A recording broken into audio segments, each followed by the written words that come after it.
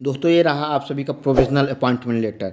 दोस्तों इस provisional appointment letter में क्या क्या लिखा है वो मैंने इस वीडियो में पूरी तरीके डिटेल में बता रहा हूँ। आप सभी से यही गुजारिश है कि वीडियो को बिल्कुल स्किप ना करें। अगर आप स्किप कर देंगे तो फिर आपको बाद में कहीं पे समझ नहीं आएगा, तो आप बार बार कमेंट करेंगे और कॉल करेंगे। ये सब मत करिए। आप एक बार पूरी तरीके से पूरा जितना भी ये आधे घंटे का वीडियो है, पूरा वीडियो एक बार पूरी तरीके से देखिए और उसके बाद अगर समझ नहीं आता तब आप कॉल करिए। ऐसे नहीं कि आप वीडियो भी नहीं देखे और लगे कॉल करना, मैसेज करना, कमेंट करना, ये सब मत करिए। एक बार आप पूरा वीडियो को देखिए और इसके बाद समझ में ना आए तो इसके बाद आप मुझसे संपर्क करिए। चलिए वीडियो स्टार्ट करते हैं। नमस्कार दोस्तों, स्वागत है आप सभी का हमारे यूट्यूब चैनल में। जैसे कि दोस्तों आपको बता दें, मैंने बताया था आपको बहुत जल्द कॉल लेटर आने वाला है और आप यहाँ पे देख सकते हैं कॉल लेटर आ भी गया। यहाँ पे आप देख सकते हैं ये डेट 5, यहाँ पे आप डेट देख सकते हैं 5/4/2021, यानी कि 5 अप्रैल को कॉल लेटर आ गया है। यहाँ पे आप देख सकते हैं प्रोविजनल अपॉइंटमेंट लेटर। दोस्तों जैसे कि इसका लिंक अभी उन्होंने लिंक जो मैंने अभी शेयर किया था, प्रीवियस वीडियो में शेयर किया था, उसी लिंक से डाउनलोड हो रहा है। एनसीएल ने कोई अलग से भी अपडेट नहीं किया है लिंक, लेकिन जो पैरामेडिकल वालों की जो लिंक थी उसी लिंक में, पैरामेडिकल की जो लिंक थी उसी लिंक में, जो जिसका मैं प्रीवियस वीडियो में डिस्क्रिप्शन में लिंक डाला हूँ, उसी लिंक के थ्रू डाउनलोड हो रहा है। अरे मुझे अपॉइंटमेंट लेटर एक कैंडिडेट ने भेज भी दिया है। फिलहाल मैं इसका नाम और फोटो हाइड कर देता हूँ ताकि आप लोग इसका निजी गोपनीयता भंग ना हो। चलिए इसको मैं हाइड कर देता हूँ इसका, और इसके बाद का जो है इसमें जो इंस्ट्रक्शन है उसको पढ़ते हैं, इंस्ट्रक्शन पढ़ते हैं। तो आप यहाँ पे जैसे कि देखेंगे,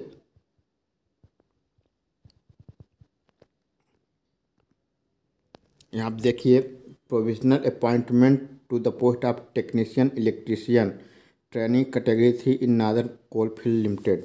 देखिए appointment letter.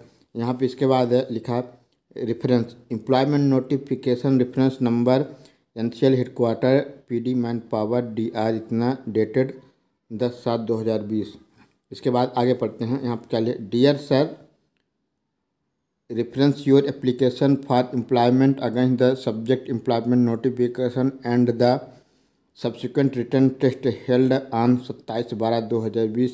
Nader Coalfield Limited is pleased to offer you appointment as per second 32 NCWA 4 provision in the scale of minimum of daily rated category 3 basic RS 1065.55 per day per month under the 10th coal wage agreement and as received from time to time. यहाँ पे क्या बता रहा है कि आपका जो appointment है आपके डेली बेस दिया जा रहा है 10,165.55 पर दिन के डेली बेस पे आपको, यानी कि अपॉइंटमेंट दिया गया है। और यहाँ पे और जो कोल वेज है, जैसे कि हर साल 5-5 साल में एनसीएल में कोल वेजेस लगते हैं। इसके पहले 2016 में कोल वेज लगा था, 2021 में भी कोल वेज रिवाइज कोल वेज होगा, लेकिन अभी नहीं हुआ है। उसके अनुसार बता रहा वो 2016 में 10वां कोल वेज लगा था, तो उसके अनुसार पे दिया जा रहा है। और ये टाइम टू टाइम रिवाइज भी होगा, कोल वेज बता रहा है। इसके बाद पढ़ते हैं the offer of the appointment shall be subject to the following service term and condition. ये कुछ टर्म एंड कंडीशन दिया गया है। तो पहला टर्म एंड कंडीशन क्या है, the appointment of to the post is provided एवं इज प्योरली प्रोविजनल। यानी कि आपको जो अपॉइंटमेंट दिया जा रहा है इस पोस्ट पे, तो प्योरली पूरी तरीके से भी प्रोविजनल है, फाइनल अपॉइंटमेंट नहीं है। फाइनल अपॉइंटमेंट आपका मेडिकल के बाद होगा। फिर आगे पढ़ते हैं क्या लिखा है।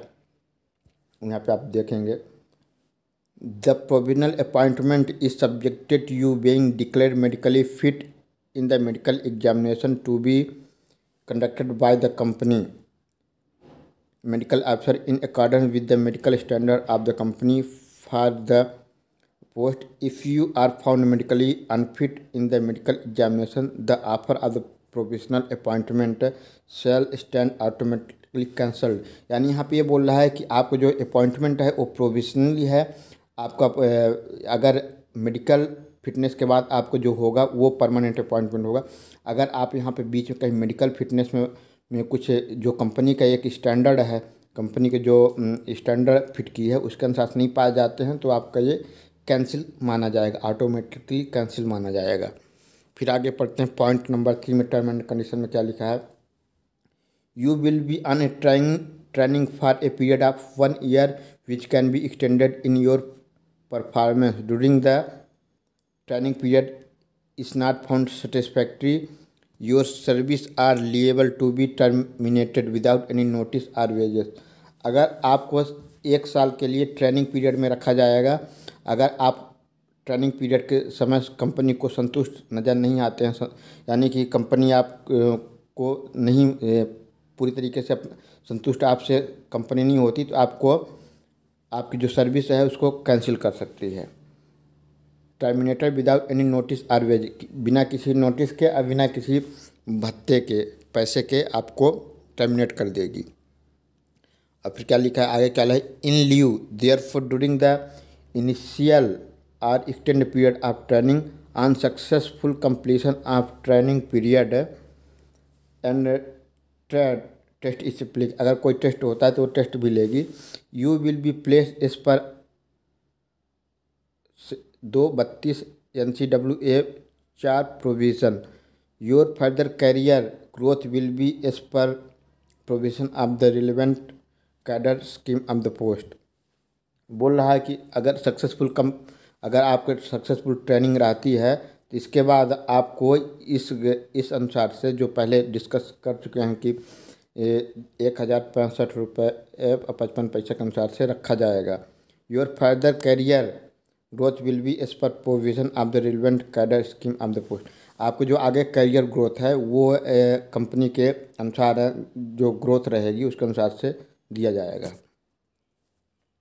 चौथे पॉइंट में क्या लिखा है, on successful completion of your training and placement you will be on probation for an initial period of 6 month from the date of your placement. जब आपका ट्रेनिंग सक्सेसफुल कंप्लीट हो जाएगा तो उसके बाद आपको प्रोबेशन पीरियड में रखेगा, 6 मंथ का प्रोबेशन पीरियड में रखेगा, यानी उस दौरान आप बॉन्ड साइन जिसको कहते हैं उस दौरान आप कंपनी को छोड़ नहीं सकते। Therefore, the probation period may be either extended at the discretion of the management or may be closed on completion। जो बोल रहा है ये प्रोबेशन पीरियड है, जो बॉन्ड वाला समय होता है उसको 6 महीने के बाद भी बढ़ाया जा सकता है या फिर कंपनी चाहे तो उसको टर्मिनेट भी कर सकती है।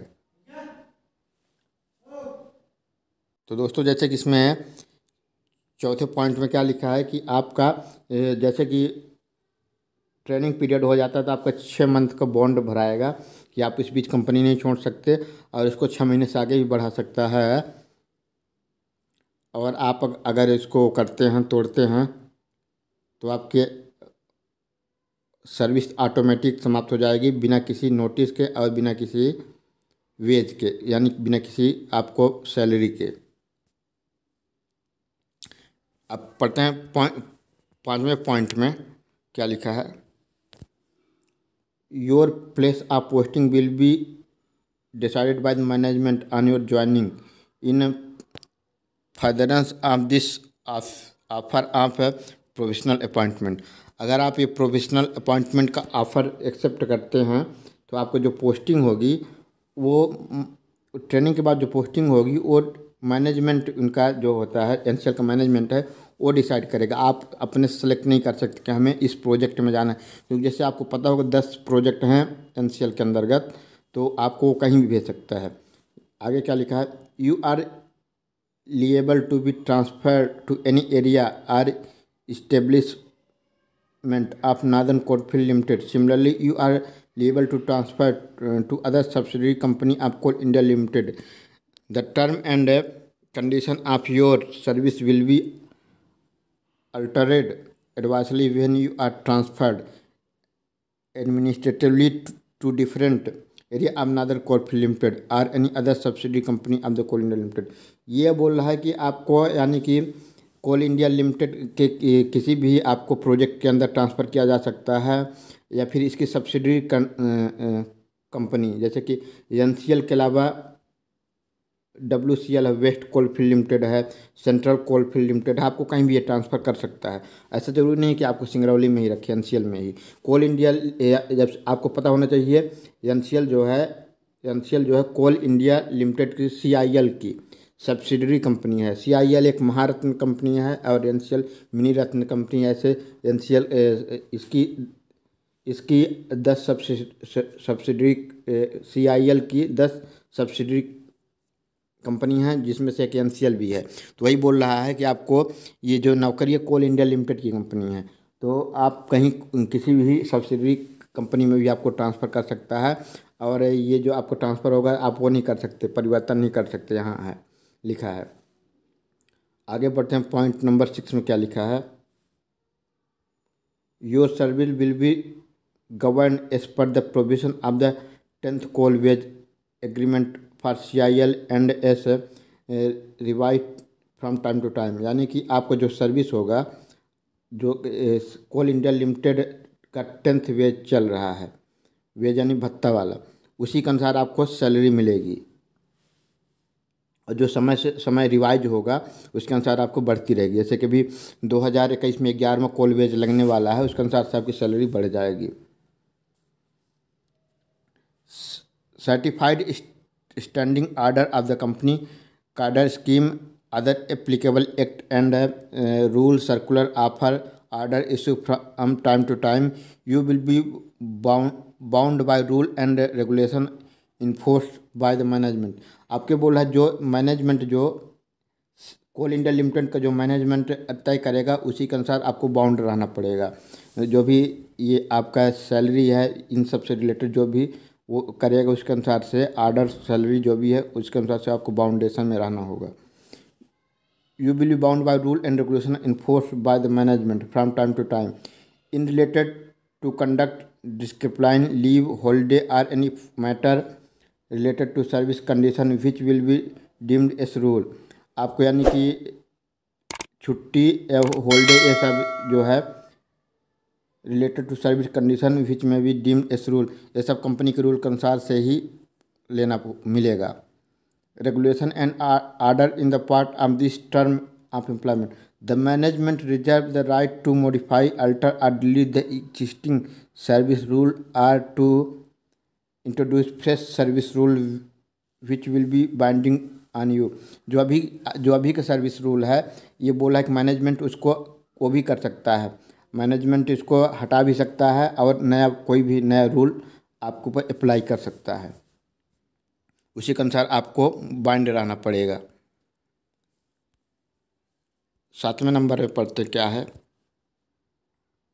Your appointment on acceptance with the company will be as full time employ of the company. अगर आप ये company term and condition accept कर लेते हैं और आपका ट्रेनिंग भी कम्प्लीटली सक्सेसफुल हो जाता है, इसके बाद बता रहा है कि आपको कंपनी के फुल टाइम एम्प्लॉय के रूप में रहेंगे। Hence, during the course of your employment with the company, you will not undertake any other employment other than the company work। यानी कि ये बोल रहा है कि अगर आप कंपनी में नौकरी करते हुए कोई दूसरी नौकरी नहीं ज्वाइन कर सकते और दूसरा कोई कार्य भी नहीं सकते, सिर्फ कंपनी का कार्य कर सकते। Similarly, during the course of your employment with the company, you will not apply to seek employment elsewise without written permission from the management. और ये भी बोल रहा है कि कंपनी में जॉब करते वक्त आप कंपनी के विदाउट रिटन परमिशन के आप कोई भी किसी भी स्टेट गवर्नमेंट, सेंट्रल गवर्नमेंट का फॉर्म अप्लाई नहीं कर सकते। And in case it is detected about your seeking of employment, it will amount to breach of trust on your part. अगर आपको पाया जाता है कि आप कहीं कंपनी में जॉब करते हुए दूसरे जगह एम्प्लॉयमेंट के लिए फॉर्म अप्लाई कर रहे हैं, तो ये बोले it will amount to breach to trust on your part. यानी कि उसको आपको दोषी ठहराया जाएगा कि आपने कंपनी का विश्वास तोड़ा है और उसके एवज में आपसे कंपनी जुर्माना भी लगा सकती है। और आपको सर्विस से टर्मिनेट भी कर सकती है। यू विल 8वें पॉइंट में क्या है, you will not take any material, tool, document, computer data, paper और any other property of the company out of work premise. यानी बोला है कि आप कंपनी के कोई भी document, tool, computer data, paper कहीं भी बाहर नहीं ले जा सकते। आउट ऑफ द वर्क, जहाँ पे आपका कार्य है वहाँ तक सीमित है, उसके बाहर नहीं ले जा सकते। ना ही आप कोई भी इंफॉर्मेशन कंपनी से रिलेटेड डिस्क्लोज कर सकते, पब्लिकली डिस्क्लोज कर सकते हैं। यहाँ पे आगे पढ़ते, not shall you in any way at any time disclose divulge to anybody. यानी कि कंपनी के अंदर के जो भी गुप्त इंफॉर्मेशन है आप किसी को शेयर नहीं कर सकते, डिस्क्लोज नहीं कर सकते। Or make public any information, कोई भी इंफॉर्मेशन कंपनी से रिलेटेड पब्लिकली आप शेयर नहीं कर सकते। Or matter concerning the activity, account, transaction, plans, driving, map, dealing, trade, business secret or information related to or of the company or its business. यानी company या company के business के बारे में आप कोई भी, चाहे अकाउंट से रिलेशन हो, चाहे पेपर हो, चाहे डाटा हो, चाहे कंप्यूटर डाटा, कोई भी डाटा या कोई भी चीज़ बाहर डिस्क्लोज नहीं कर सकते और ना ही अपने पास कहीं वैसे कंपनी के अंदर से बाहर ले जा सकते हैं।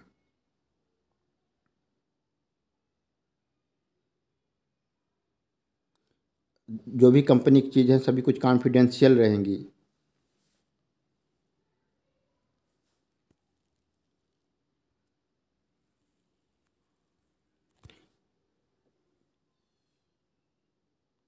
ये बोल रहा है कि यहाँ पे not only during the service but even after you cease to be in the service of the company. यानी कि ऐसा नहीं कि सर्विस के दौरान तो नहीं कर सकते, बाद में कर दिए तो बाद में भी आप नहीं कर सकते हैं, इसको डिस्क्लोज नहीं कर सकते। ये उनका अंदर का जो भी मामला है। पॉइंट नंबर 9 में you will use only the authorised grievance wrestle forum of the company to bring your grievances before the management of their resolution. Use of any unauthorized forum of air your grievances, criticizing the company management and bringing damage of disrepute to the image of the company, either along or in unity with other are prohibited। यानी बोल रहा है कि जो आपको you will use only authorise grievance, अगर कोई आप ग्रीवेंसेस यूज करते हैं तो ऑथराइज ग्रीवेंस हो कंपनी के द्वारा, और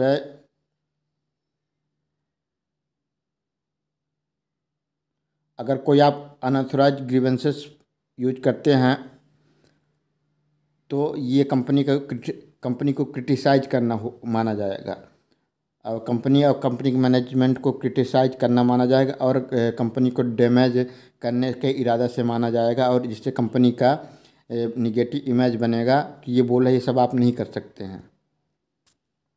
10वें नंबर पे क्या लिखा है, after confirmation of your appointment your service are liable to terminated at 1 month prior notice. After confirmation of your appointment your service are liable to termination at 1 month prior notice on either side or 1 month salary including allowance, also include applicable tax if any, in lieu of prior notice except in case of removal, dismissal, termination or on account of disciplinary action. If you wish to resign from the service of the company, you may do so by giving 1 month prior notice or by depositing 1 month salary including allowance in lieu of the prior notice. The company reserves the right not to accept the resignation in case of any preceding action pending against you, or that there are commitment for completion or other exigency of work.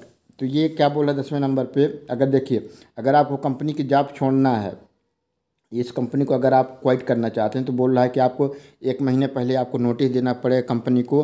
अगर 1 महीने का notice नहीं देते तो आप आज अगर छोड़ना चाहते आज ही छोड़ सकते हैं, लेकिन 1 मंथ की पूरी सैलरी इंक्लूडिंग एप्लीकेबल टैक्सेस, पूरे टैक्स सहित 1 महीने की सैलरी आप कंपनी को दीजिए और फिर भी छोड़ सकते हैं। लेकिन उस केस में भी तभी आप छोड़ सकते हैं अगर कंपनी चाहे तो आपका रिजिग्नेशन लेटर एक्सेप्ट करेगी, और चाहे तो नहीं भी कर सकती। उस किस किस केस पर नहीं कर सकती, जैसे बताया गया इधर company in case of any preceding action pending, अगर आपके खिलाफ कोई कार्रवाई चल रही है कंपनी का, अगर आपके खिलाफ कोई कार्रवाई करती है, उस केस में अगर आप चाहें कि मैं रिज़ाइन मार दूं तो कंपनी आपको एक्सेप्ट नहीं करेगी, क्योंकि जब तक वो फाइनल नहीं हो जाएगा आपकी कार्रवाई तब तक कंपनी एक्सेप्ट नहीं करेगी।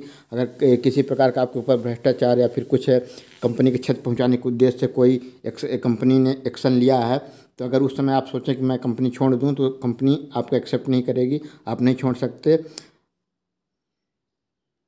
या फिर वो कंपनी अपने मर्जी से भी आपको, अगर कंपनी को लगता है भी बहुत सारे यानी कि काम है, मैन पावर घट जाएगा इससे, तो वो भी कंपनी नहीं छोड़ सकती। लेकिन मैक्सिमम ऐसे केस होता नहीं है। अगर आप रिजिग्नेशन लेटर देते हैं तो विदिन 1 मंथ पहले दीजिए, आपका सर्विस से वो आपको छोड़ सकते हैं 1 मंथ देने के बाद, या फिर 1 महीने की सैलरी दीजिए टैक्स सहित और आप छोड़ सकते हैं। 11वें नंबर में क्या लिखा है, चलिए देखते हैं। Your work will be under the supervision of the officer as may be assigned by the management from time to time. जो आपका काम होगा, ये जो ऑफिसर होंगे उनके अंडर में आपको काम करना पड़ेगा। जो ऑफिसर हैं उनके अंडर में आपको काम करना पड़ेगा। जो आप ऑफिसर आपको मैनेजमेंट विभाग द्वारा टाइम टू टाइम दिए जाएंगे। You shall diligently and satisfactorily carry out instruction given to you by your supervisor। जो आपका सुपरवाइजर इंस्ट्रक्शन देगा उसी के अनुसार आपको काम करना है, अदर्स काम नहीं करना है। In connection with the work assigned to you to the best of your skill and ability. और आपको बेस्ट आप अच्छे तरीके से काम करना है, योर स्किल के अनुसार से आपको ऐसे सुपरवाइजर काम देंगे और जिसको आपको बखूबी काम भी करना है। 12वें नंबर में क्या लिखा है, इसको पढ़ते हैं। You will employ yourself efficiently to the best of your ability. आप यानी कि वहाँ पे काम करिए, अपने जो खुद का है बेहतर है वो बेहतर कोशिश करिए। जो आप अपने क्षमता के अनुसार से जो इतना बेहतर कर सकते हैं वो बोला है कि आप बेहतर करिए। Will devote your whole time to the work. और अपना पूरा समय अपने काम पे दीजिए, कंपनी के कामों में दीजिए। And will not engage yourself directly or indirectly either honorary or an remuneration in any service trade business vocation or occupation. अब बोल रहा है कि आप जो कंपनी की जॉब करने के समय आप जो जितना भी काम करना है कंपनी के लिए करिए, आप पूरे अपने हॉनेस्टी के साथ, और कोई अदर सर्विस ट्रेड बिजनेस करना मना है और नहीं कर सकते आप। पॉइंट नंबर 13 में क्या है, you will be required to work on staggered shift timing and timing for which may be altered from time to time.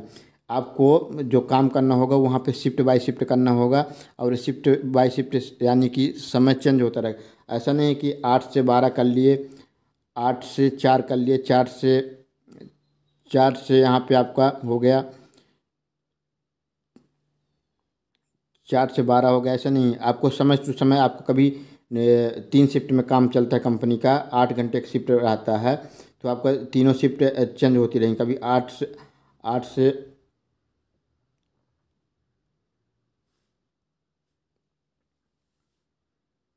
आगे देखते हैं क्या लिखा है।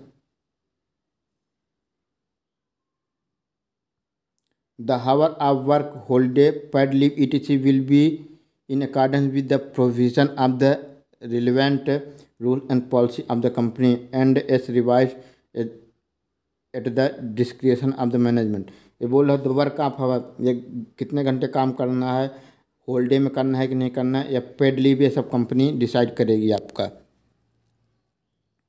जो कंपनी में प्रावधान उसके थ्रू ही करना पड़ेगा। हॉलीडे में अगर बता दूं आपको काम करवाया जाता है 2 गुना सैलरी मिलती है, और वैसे कोई नेशनल हॉलीडे के दिन कराया जाए तो 3 गुना सैलरी मिलती है आपको। जो 1,065 55 पैसा है, तो मान लीजिए आपको संडे को काम करते हैं तो ये आपको 2 गुना मिलती है। और वैसे कोई जैसे कि 15 अगस्त इन सब दिनों में करते हैं तो आपको 3 गुना हो जाता है। वही सब इसमें बता रहा है पॉइंट नंबर 13 में। Please note that if you absent yourself from the service without prior written permission or overstay beyond sanction leave, you will be deemed to have abandoned service voluntary without giving due notice, and you shall lose lion on appointment। यहाँ पे बोल रहा है कि अगर आप बिना किसी रिटर्न परमिशन के आप अगर किसी प्रकार से लीव लेते हैं तो ये बोल रहा है कि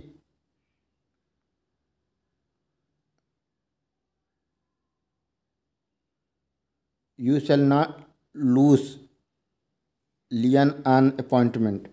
अगर आप कोई लीव लेते हैं बिना किसी रिटर्न परमिशन के तो आपको अपॉइंटमेंट का जो फाइनल अपॉइंटमेंट है उसमें आपको कठिनाई आ सकती है, कुछ प्रॉब्लम आ सकती है। 14 नंबर में क्या लिखा है? You shall not without prior permission of the company in writing which will not be unreasonably withheld publish any book or voucher or article or posting on social media network concerning any matter which related to any activity of the company। You shall not without prior permission of the company, यानी कि आप company की permission के बगैर कुछ भी नहीं लिख सकते, चाहे वो सोशल मीडिया प्लेटफॉर्म में। Permission company writing which will not be unreasonably withheld public any book, ना तो सोशल मीडिया में ही कुछ लिख सकते हैं, ना तो एनी बुक पब्लिश कर सकते, या कोई वाउचर आर्टिकल कुछ नहीं लिख सकते, ना तो कोई ट्वीट कर सकते।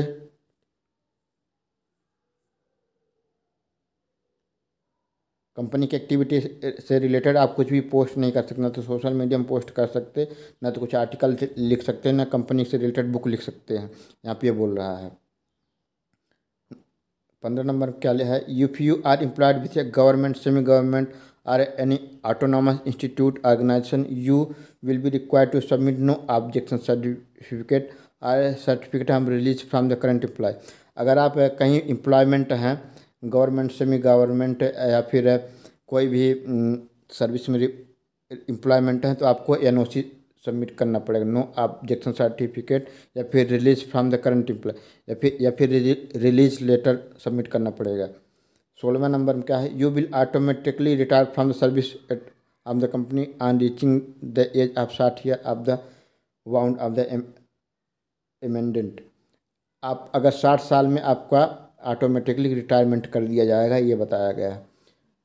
पॉइंट नंबर 17 में क्या है? The provisional appointment is based on the information document submitted by you to the company relating to your eligibility to the post, and the appointment shall be considered null and void अब into initio if a material error, suppression or false detail is included therein in any time during the service period, in that eventually the management can recover the payment made to you toward your remuneration during the employment।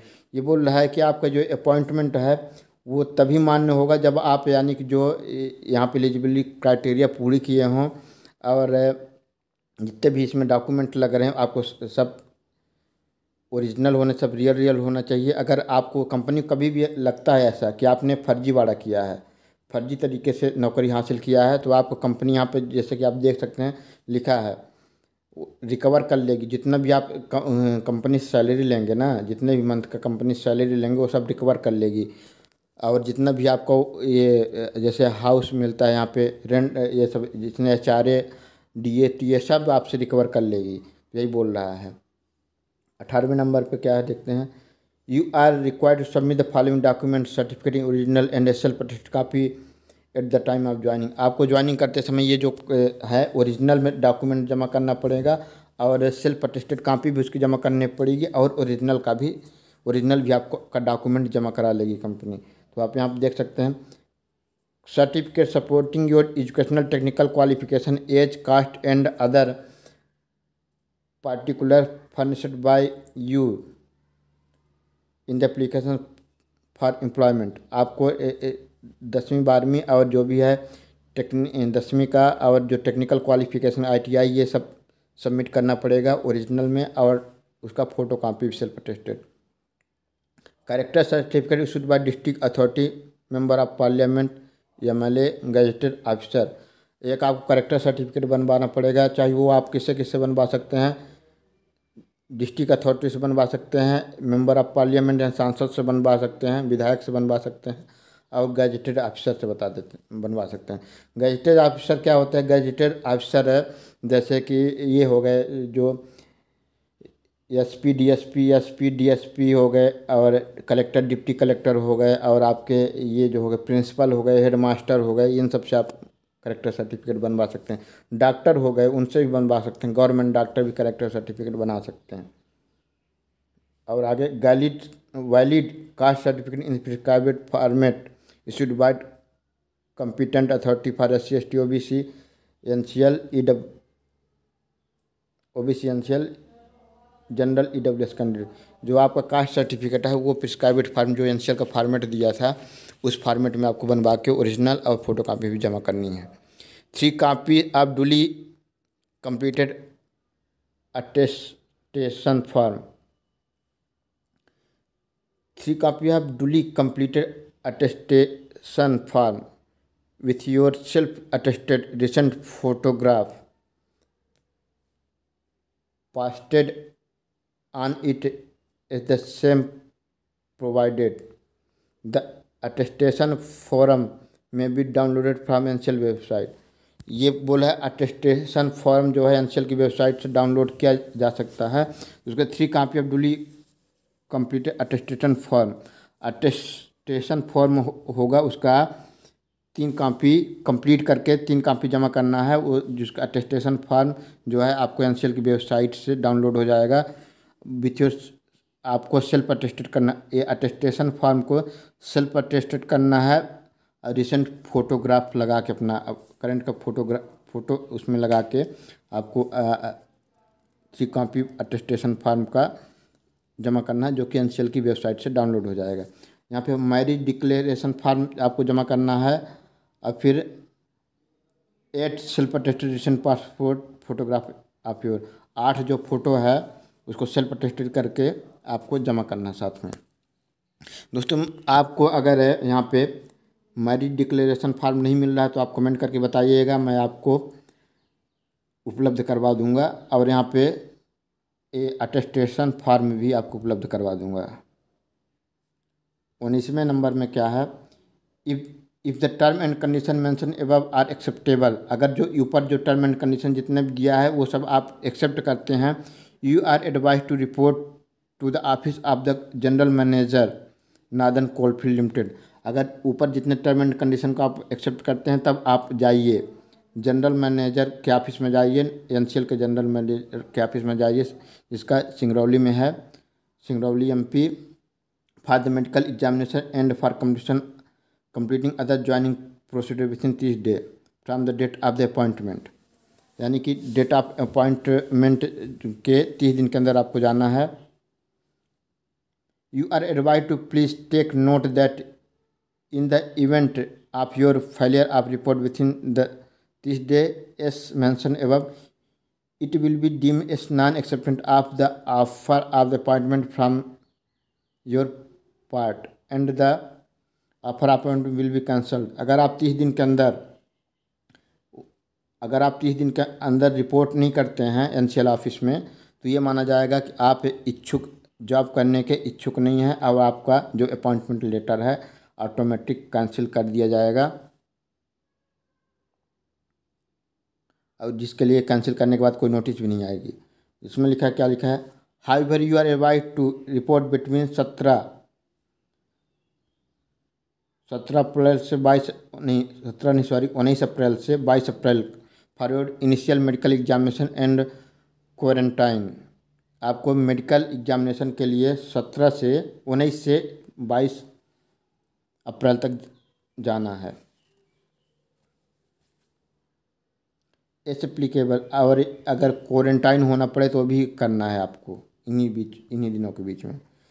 In view of the कोविड-19 protective measure imposed by the district administration.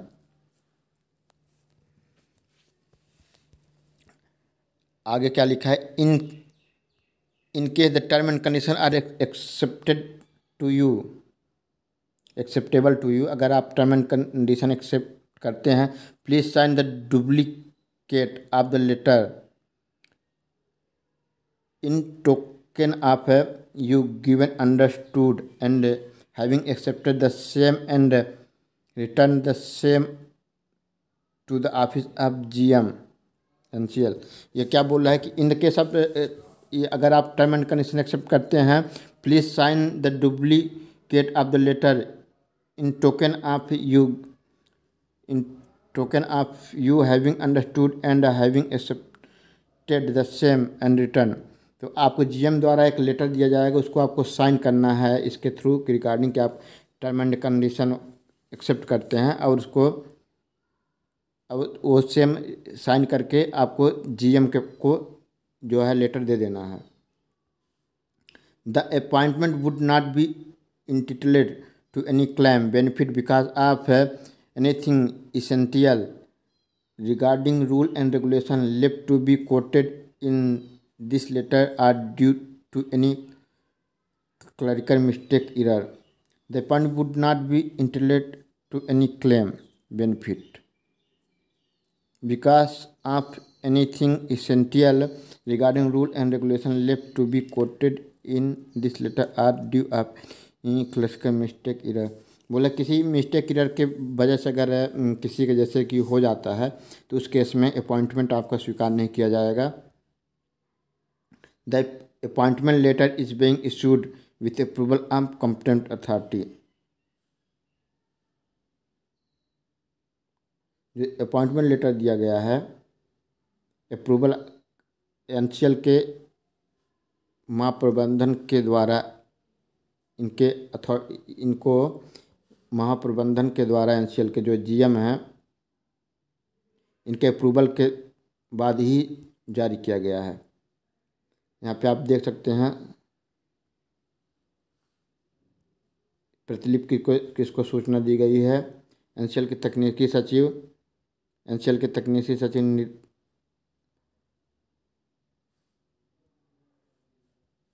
ये जो declaration bye candidate है, इस candidate को declaration form भर के जमा करना पड़ेगा NCL के GM को। यहाँ पर नियुक्त पत्र में निहित प्रावधान और शर्तों को मैंने भली भांति पढ़ा समझा और उस नियुक्त पत्र में निहित समस्त प्रावधान शर्तों को मैं स्वीकार करता हूँ। और यहाँ पे अपना रोल नंबर, हस्ताक्षर, नाम, रोल नंबर, जिस पद पर कार्य ग्रहण करने हेतु जिस पद पे आपके लिए हुआ है उसका नाम डालिए और यहाँ पे दिनांक डालिए। ये आपको सबमिट करना है जैसे कि यहाँ पे बताया था यहाँ पे। तो दोस्तों यही सब था इस वीडियो में। दोस्तों अगर वीडियो आपको पसंद आई हो तो वीडियो को लाइक कर दें और चैनल को सब्सक्राइब कर लें, क्योंकि ऐसी वीडियो मैं आपके लिए सबसे फास्ट लाता रहता हूँ। क्योंकि और दोस्तों एक चीज़ और बात है कि जैसे कि मैंने बताया था कि आपका लेटर जो है, कॉल लेटर जो है, ज्वाइनिंग लेटर आपका 5 को आ जाएगा, नहीं 7 के पहले आ जाएगा। देखिए आप, जैसे आप इस लेटर में देख सकते हैं स्टार्टिंग में यहाँ पर 5/4/2021 लिखा हुआ है, यानी कि 5 को ही लेटर आ चुका है। NCL वालों ने अभी लिंक पब्लिकली नहीं किया है, लेकिन लेटर आ चुका है पब्लिकली। आपको बता रहा हूँ कि आपको जो लिंक मैं डिस्क्रिप्शन बॉक्स में डाल दूंगा, वहाँ से आप डाउनलोड कर, जो लिंक आपको जो पैरामेडिकल वालों का जो हुआ था जिस लिंक के थ्रू डाउनलोड, उसी लिंक से एक कॉल लेटर डाउनलोड हो रहा है। जैसे कि मैं बता रहा हूँ कि लिंक वो जो है समय समय पे ऑफ और ऑन होती रहती है। तो उन्होंने लिंक को ऑन कर दिया है, आप वहाँ से अपना ज्वाइनिंग लेटर डाउनलोड कर सकते हैं। जैसे कि मैं बार बार बोल रहा था कि आपका ज्वाइनिंग लेटर 5 तारीख तक में आ जाएगा। अब देखिए 5 तारीख को ही ज्वाइनिंग लेटर आ चुका है। और आपका एक बार आप अपने से भी सभी इंस्ट्रक्शन को केयरफुली रीड कर लीजिए, और अगर कहीं पे डाउट आता है तो आप हमें कमेंट कर सकते हैं। वैसे तो मैंने इस वीडियो को, हाँ दोस्तों, इस वीडियो को आप पूरा देखिए, स्किप मत करिएगा। चलिए, वीडियो देखने के लिए आप सभी को बहुत बहुत धन्यवाद।